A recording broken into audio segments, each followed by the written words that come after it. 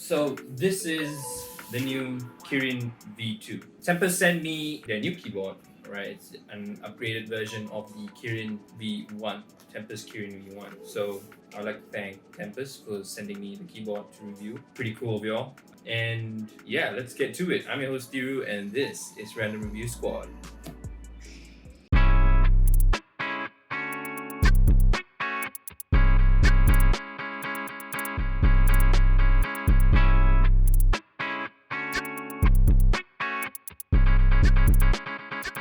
Wow, look at that. Right, so this keyboard is actually considered a premium keyboard, right? I did a keyboard a while back, the TechWare 87 key Phantom Elite. That's a budget mechanical keyboard, but this is in the realm of premium. That is why you see here a hard case. $230. This is about $230 if I'm not wrong. So this has a hard case, which is cool, so you can transport your keyboard around if, you know, maybe people want to like do programming and all that. You've got a USB-C cable, and then you have some spare keycaps. So we'll talk about the keycaps in a bit. So this is the keyboard. Nice, it's got bands holding it down. I'm gonna pull it out. There you have it. The Kirin V2. It is a beautiful keyboard, look at that. It's like a black-pink scheme. It's got white keycaps in the middle, black for the special keys, and then the enter is pink and the escape is pink as well. Yeah, let me just go into it. What better way to review the keyboard than to use it, right? So I'm a programming student, so I'm going to use it to do my assignment that I have to submit on Tuesday. So yeah, let me get to that.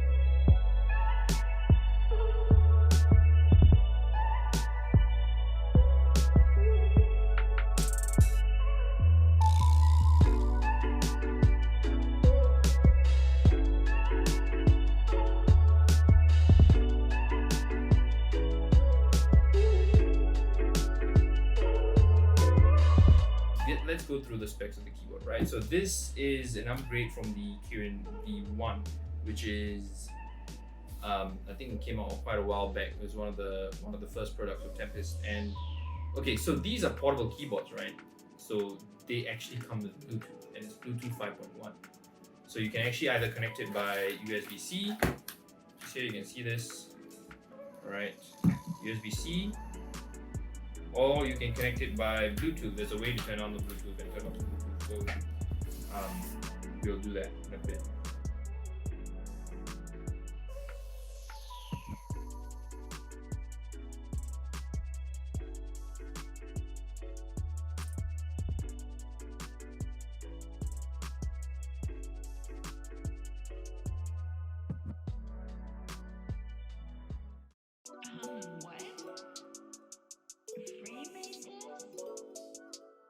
It had, the previous one had a battery of 1,850 mAh, and this one has increased by 45%, which is about 2,700 mAh, which if I'm not wrong, yeah. So it lasts longer, definitely, right? Keyboards last pretty long. You don't have to pack in like 4,000 mAh batteries. So there's no reason. You're gonna plug it in at some point, and it's gonna charge. So you have to charge it before you use it. This keyboard, let me just take a look at it, right? So these are Pbt Keycaps. Okay, so there's, like I said before in the previous video, there's two types of plastics when you use keycaps mainly.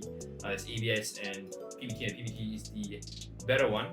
And then there's two ways to make the keycaps. One is double shot and one is laser etching, right? So this is more related to the characters, right? And these are double shot keycaps. So I'm just going to pull out one keycap right here.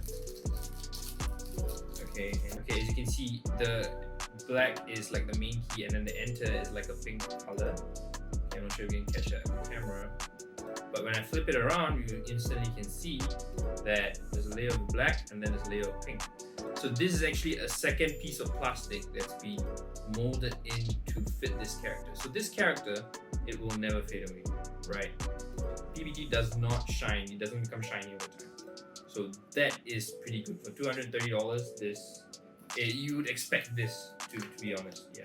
And the color scheme looks pretty good. I mean, I wouldn't go for this color scheme, but it looks good. If you're a fan of, you know, Blackpink or something, you can actually like, you know, kind of get this colorway. But I did notice like some slightly darker fonts, like the H here. Like the moment I took it out of the box, I instantly realized that the numbers here are thinner and the words or the letters are a bit thicker. And it's not, I'm not sure if it's intentional or not. Like you can actually see like the F1, F2, F3, F4 is thinner, and then when you move down to F9, F10, F11, and F12, it's actually thicker. I'm not sure if the camera can pick that up, but yeah, and from my eyes I can see that. Yeah, you would expect it to be in a certain sense. I think they have to like improve their molding process, but like it's fine.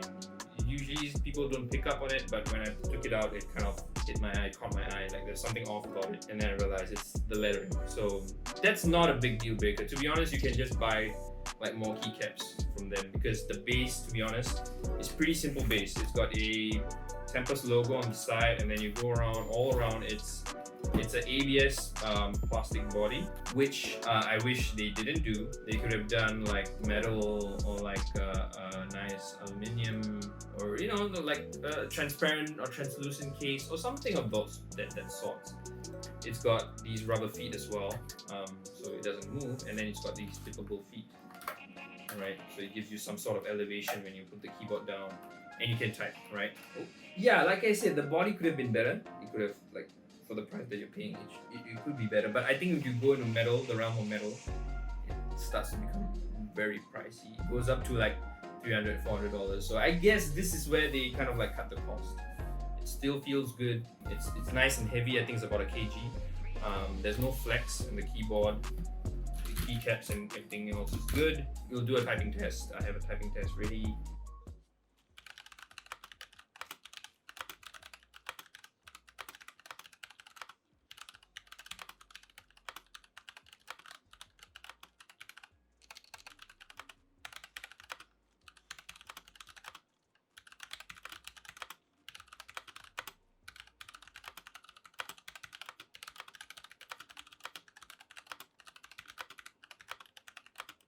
So it has a braided USB-C cable. Okay, USB-A on one side, USB-C on one side. I'll be using it with the cable. Okay, it has a key switch puller, right? So this is a keycap puller. You can actually remove the keycaps. So I'm gonna remove one here, right? Just lols.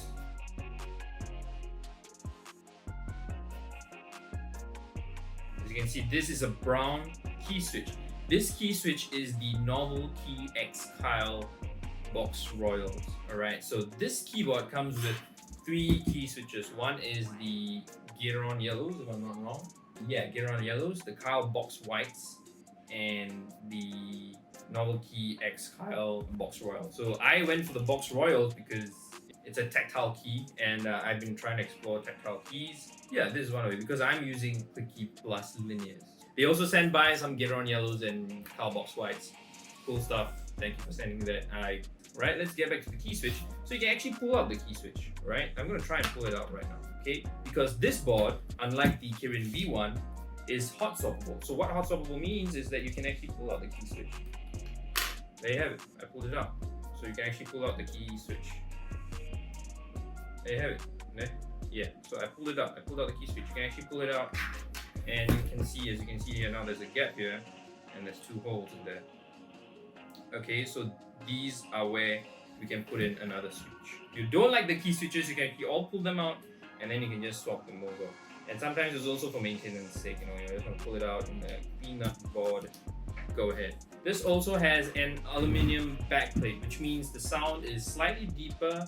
It's better than whatever cheaper plastic that other companies use. This keyboard also has original cherry stabilizers. So cherry stabilizers, or stabilizers generally, are very important. Okay, so these stabilizers make sure that your spacebar doesn't rattle when you press. Make sure these longer keys are all stable. They don't like bounce around. They don't rattle. Right? They all go down at a level position. So that's what stabilizers do. And some stabilizers are noisy. Some stabilizers are loose, so they rattle. Some stabilizers get stuck easily. Of course, it's got Rgb lighting, right? So the Kirin one did not have Rgb lighting. This one has it. Oh, I have to turn it on behind. Okay, so I think I'm going to turn it on. This is, right here is the switch. It's the on button. If I turn it on, you'll see, I think you saw a glimpse of it. Yeah, you can see the RGB coursing through. Alright. Yeah, as you can see, it's blinking now. So there's RGB on this keyboard. You know, you use the RGB as an indicator for their Bluetooth, indicator for if you're switching profiles, indicator for whatever you're doing, right? So the RGB comes in handy in that sense. You can of course also use it for aesthetics, you know, just leave the lights on, let it, you know, kind of just shine through the keycaps. If you want to switch out the keycaps to like, you know, transparent ones, go ahead, then you can actually see the RGB better. But I think this is much more classier. You just leave it like this, alright, whatever colorway you bought.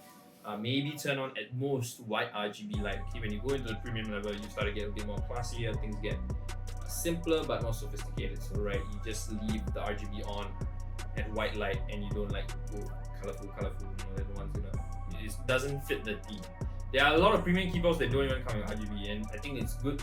It's basic nowadays to have RGB, and this one uses RGB to indicate Bluetooth and all that. So there is a certain, you know, functionality for the RGB lights rather than just aesthetics. Okay, so for those of you who are wondering, this does support both Mac and Windows. This is much better than some other keyboards out there that are costing about the same but giving you less features, right? The only qualm I have about it is the lettering on the keycaps. Personal thoughts is it's premium.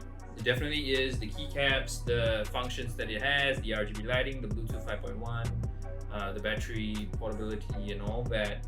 Just small issues with the keycap printing, or not printing, the molding, where some of the characters are thicker and the body itself could have been a better material.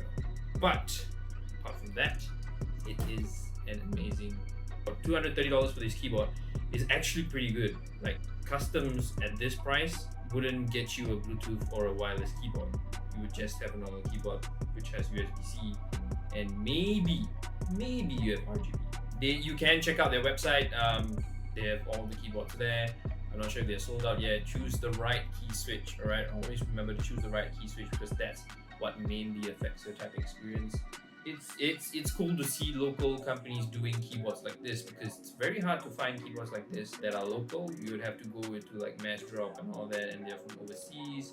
Usually those parts are from China, but then they mark up the price and all that stuff, you know, how e-commerce is. So it's the same thing, right? So if you guys are in the market for a keyboard, this is definitely something to look at. Once again, I'd like to thank Tempest for sending me this keyboard. It's an amazing keyboard. I really had fun using it. Helped me with my assignment, so that's fine. And yeah, if you guys like this video, please hit the like button and smash the subscribe button. If you have any comments or experiences with keyboards, custom keyboards, or even Tempest itself, please leave your comments in the comment section below. Until next time, I'm your host Thiru, and this is Random Review Squad.